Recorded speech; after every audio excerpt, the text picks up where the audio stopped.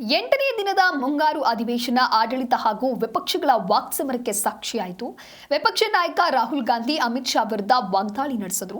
ಈ ವೇಳೆ ಸಿಡಿದೆದ್ದ ಕೇಂದ್ರ ಸಚಿವ ಕಿರಣ್ ರಿಜಿಜು ರಾಹುಲ್ ಗಾಂಧಿ ಕ್ಷಮೆಯಾಚಿಸುವಂತೆ ಒತ್ತಾಯಿಸುತ್ತಾರೆ.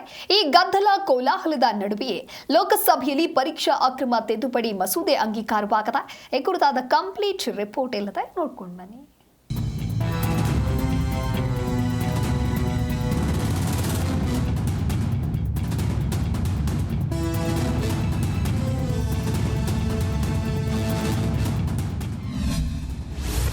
ಎಂಟನೇ ದಿನವೂ ಸಂಸತ್ನಲ್ಲಿ ಗದ್ದಲ, ಕೋಲಾಹಲ, ವಾಕ್ಸಮರ. ಅಮಿತ್ ಶಾ ವಿರುದ್ಧ ರಾಗ ವಾಗ್ದಾಳಿ, ಕ್ಷಮೆಗೆ ಬಿಜೆಪಿ ಪಟ್ಟು. ಗದ್ದಲ, ಕೋಲಾಹಲ, ವಾಕ್ಸಮರ. ಲೋಕಸಭೆಯಲ್ಲಿ ಮುಂಗಾರು ಅಧಿವೇಶನ ಎಂಟನೇ ದಿನವಾದ ಬುಧವಾರವೂ ಕಂಟಿನ್ಯೂ ಆಗಿತ್ತು.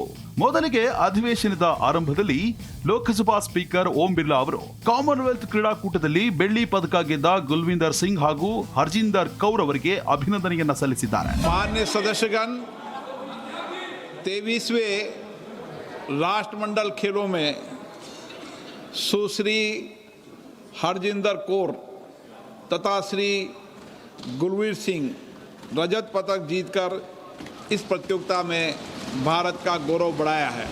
ಲೋಕಸಭೆಯಲ್ಲಿ ಸ್ಪೀಕರ್ ಓಂ ಬಿರ್ಲಾ ಮಾತನಾಡ್ತಾ ಇದ್ದಂತೆ ವಿಪಕ್ಷ ನಾಯಕರು ಗಲಾಟೆ ಶುರು ಮಾಡಿಬಿಟ್ರು. ಮಂಗಳವಾರದಿಂದ ಗೃಹ ಸಚಿವರು ಕಾಣಿಸ್ತಿಲ್ಲ, ಅವರು ಓಡಿ ಹೋದ್ರ ಅಂತ ವಿಪಕ್ಷಗಳು ಘೋಷಣೆ ಕೂಗಿದ್ರು. ಈ ವೇಳೆ ಸ್ಪೀಕರ್ ಪ್ರಶ್ನೋತ್ತರ ಕಲಾಪದಲ್ಲಿ ಇದನ್ನೆಲ್ಲ ಪ್ರಶ್ನಿಸಿ, ಅದಕ್ಕಂತಲೇ ಪ್ರಶ್ನೋತ್ತರ ಕಲಾಪ ಇರೋದು, ನೀವು ಸುಮ್ಮನೆ ಅಧಿವೇಶನದ ಸಮಯವನ್ನ ವ್ಯರ್ಥ ಮಾಡ್ತಿದ್ದೀರಾ, ಸಂಸದರು ಸಭ್ಯತೆಯಿಂದ ವರ್ತಿಸುವಂತೆ ತಿಳಿಸಿದ್ರು. ಇಷ್ಟಾದ್ರೂ ವಿಪಕ್ಷ ಸಂಸದರು ಸುಮ್ಮನಿರದ ಕಾರಣ ಲೋಕಸಭಾ ಕಲಾಪವನ್ನ ಮಧ್ಯಾಹ್ನ 12 ಗಂಟೆಗೆ ಮುಂದೂಡಲಾಯಿತು. प्रश्नकाल सच्चिदानंदार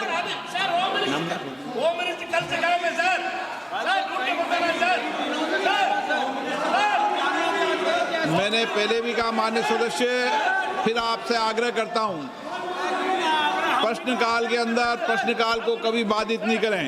ಇನ್ನು ರಾಜ್ಯಸಭೆಯಲ್ಲೂ ನೀಟ್ ವಿಚಾರವಾಗಿ ಗದ್ದಲ, ಕೋಲಾಹಲ ಉಂಟಾಯಿತು. ಪೊಲೀಸರ ದೌರ್ಜನ್ಯದ ಬಗ್ಗೆ ಚರ್ಚಿಸುವಂತೆ ರಾಜ್ಯಸಭೆಯಲ್ಲಿ ವಿಪಕ್ಷ ನಾಯಕರು ಪ್ರತಿಭಟನೆ ಮಾಡಿದ್ರು. ಈ ವೇಳೆ ಎಐಸಿಸಿ ಅಧ್ಯಕ್ಷ ಮಲ್ಲಿಕಾರ್ಜುನ ಖರ್ಗೆ ದೇಶದಲ್ಲಿ ಪ್ರಜಾಪ್ರಭುತ್ವ ಸುರಕ್ಷಿತವಾಗಿಲ್ಲ ಅಂತ ವಾಗ್ದಾಳಿ ನಡೆಸಿದ್ರು. ಖರ್ಗೆ ಹೇಳಿಕೆಗೆ ಸಿಡಿದೆದ್ದ ಕೇಂದ್ರ ಸಚಿವ ಜೆಪಿ ನಡ್ಡಾ ಪೊಲೀಸರು ಪರಿಸ್ಥಿತಿಗೆ ಅನುಗುಣವಾಗಿ ವರ್ತಿಸಿದ್ದಾರೆ ಅಂತ ಸಮರ್ಥಿಸಿಕೊಂಡ್ರು. बेटा ने यहाँ पर उठाया मुद्दा, ये बहुत शर्मनाक है कि एक नेशनल पार्टी के ऑफिस में हम घुस के, अगर सीबीआई के लोग घुस के जाते हैं. I have been arrested many times from the classroom in emergency days when Congress party was ruling. I have been arrested, Mr. John Bittas. It is a normal situation. ಪರೀಕ್ಷಾ ಅಕ್ರಮ ತಿದ್ದುಪಡಿ ಮಸೂದೆ ಅಂಗೀಕಾರ. ಇನ್ನು ಭಾರಿ ಗದ್ದಲದ ನಡುವೆಯೇ ಲೋಕಸಭೆಯಲ್ಲಿ ಸಾರ್ವಜನಿಕ ಪರೀಕ್ಷೆ ತಿದ್ದುಪಡಿ ಮಸೂದೆಯನ್ನ ಧ್ವನಿಮತದ ಮೂಲಕ ಲೋಕಸಭೆಯಲ್ಲಿ ಅಂಗೀಕರಿಸಲಾಗಿದೆ. ದೆಹಲಿಯ ಜಂತರ್ ಮಂತರ್ನಲ್ಲಿ ವಿದ್ಯಾರ್ಥಿಗಳ ಮೇಲಿನ ಲಾಠಿ ಚಾರ್ಜ್ಗೆ ಕೇಂದ್ರ ಗೃಹ ಸಚಿವ ಅಮಿತ್ ಶಾ ಕಾರಣ ಅಂತ ರಾಹುಲ್ ಗಾಂಧಿ ಆರೋಪ ಮಾಡಿದ್ರು. ವಿಪಕ್ಷಗಳ ಪ್ರತಿಭಟನೆ ನಡುವೆಯೇ ಪ್ರಶ್ನೆ ಪತ್ರಿಕೆ ಸೋರಿಕೆ ವಿರೋಧಿ ಮಸೂದೆಯನ್ನ ಲೋಕಸಭೆಯಲ್ಲಿ ಅಂಗೀಕರಿಸಲಾಗಿದೆ. पिछले 2 वर्ष में जब से ये एक्ट बना, जिसमें से 29 है प्रिवेंशन ऑफ अनफेयर मीन्स और 23 है भारत संहिता के लिए. इसी तरह ಇನ್ನು ಪರೀಕ್ಷಾ ಅಕ್ರಮ ತಿದ್ದುಪಡಿ ಮಸೂದೆ ಕುರಿತು ಲೋಕಸಭಾ ವಿಪಕ್ಷ ನಾಯಕ ಮಾತನಾಡಿದ್ರು. ಈ ವೇಳೆ ಕೇಂದ್ರ ಗೃಹ ಸಚಿವ ಅಮಿತ್ ಶಾ ವಿರುದ್ಧ ರಾಹುಲ್ ಗಾಂಧಿ ವಾಗ್ದಾಳಿ ನಡೆಸಿದ್ದಾರೆ. ಅಮಿತ್ ಶಾ ಬಗ್ಗೆ ಮಾತನಾಡ್ತಾ ಇದ್ದಂತೆ ಸಂಸತ್ನಲ್ಲಿ ಪ್ರತಿಭಟನೆಗಳು ಭುಗಿಲೆದ್ದವು. ಗೃಹ ಸಚಿವರ ಬಗ್ಗೆ ಅವಹೇಳನಕಾರಿ ಹೇಳಿಕೆ ನೀಡಿದ ರಾಹುಲ್ ಗಾಂಧಿ ಕ್ಷಮೆ ಕೇಳಬೇಕು ಅಂತ ಕಿರಣ್ ರಿಜಿಜು ಒತ್ತಾಯಿಸಿದ್ದಾರೆ. That the so-called Home Minister of this country does not have the courage to come and sit here. He does not have the courage to come and sit here. Sir, please. आप नेता प्रतिपक्ष हैं, गंभीरता से बात बोलना चाहिए. आप बिना तर्क करके यहाँ ऐसा बात करते हैं, ये ठीक नहीं है सर. अभी तुरंत आप किस बेसिस पे ये बयान दिया है?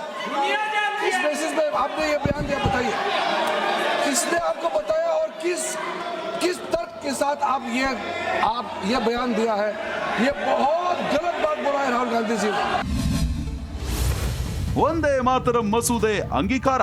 ಇನ್ನು ಮುಂಗಾರು ಅಧಿವೇಶನದಲ್ಲಿ ಪ್ರತಿಭಟನೆ ತೀವ್ರವಾಗ್ತಾ ಇದ್ದಂತೆ ಕಲಾಪವನ್ನ ಮುಂದೂಡಲಾಗಿದೆ. ಇನ್ನು ಒಂದೇ ಮಾತರಂಗೆ ಯಾವುದೇ ಅಡ್ಡಿ ಅಥವಾ ಅವಮಾನ ಮಾಡಿದ್ರೆ 3 ವರ್ಷಗಳವರೆಗೆ ಜೈಲು ಶಿಕ್ಷೆ ವಿಧಿಸಬಹುದಾದ ಕ್ರಿಮಿನಲ್ ಅಪರಾಧವೆಂದು ಪರಿಗಣಿಸುವ ಮಸೂದೆ ರಾಜ್ಯಸಭೆಯಲ್ಲಿ ಅಂಗೀಕಾರಗೊಂಡಿದೆ. ರಾಷ್ಟ್ರೀಯ ಗೌರವಕ್ಕೆ ಅವಮಾನಗಳ ತಡೆಗಟ್ಟುವಿಕೆ ಮಸೂದೆ 2026 ಮೇಲ್ಮನೆ ಸಂಕ್ಷಿಪ್ತ ಚರ್ಚೆಯ ನಂತರ ಧ್ವನಿಮತದ ಮೂಲಕ ಅಂಗೀಕರಿಸಲಾಯಿತು. भारत के सपनों और संकल्पों का उद्घोष है वंदे मातरम। भारत से गरीबी मिटाने के संकल्प का मतलब है वंदे मातरम। हर भारतवासी के राष्ट्र प्रेम का उद्घोष है वंदे मातरम। विकसित भारत का संकल्प है वंदे मातरम। महोदय, इन्हीं भावनाओं के साथ मैं इस माननीय सदन से ಒಂದೇ ಮಾತರಂ ಮಸೂದೆ ಮಂಡನೆ. ಇನ್ನು ಮುಂಗಾರು ಅಧಿವೇಶನದಲ್ಲಿ ಪ್ರತಿಭಟನೆ ತೀವ್ರವಾಗ್ತಾ ಇದ್ದಂತೆ ಕಲಾಪವನ್ನ ಮುಂದೂಡಲಾಗಿದೆ. ಉಭಯ ಸದನಗಳ ಕಲಾಪವನ್ನ ಗುರುವಾರ ಬೆಳಗ್ಗೆ 11 ಗಂಟೆಗೆ ಮುಂದೂಡಲಾಗಿದೆ. ಗುರುವಾರ ನಡೆಯುವ ಕಲಾಪದಲ್ಲೂ ಹಲವು ಮಸೂದೆಗಳು ಮಂಡನೆಯಾಗುವ ನಿರೀಕ್ಷೆ ಇದ್ದು ವಿಪಕ್ಷಗಳು ಅದಕ್ಕೆ ಅನುವು ಮಾಡಿಕೊಡುತ್ತಾ ಅನ್ನೋದನ್ನ ಕಾದು ನೋಡಬೇಕಿದೆ. Pratiksha, news desk, Zee Kannada news.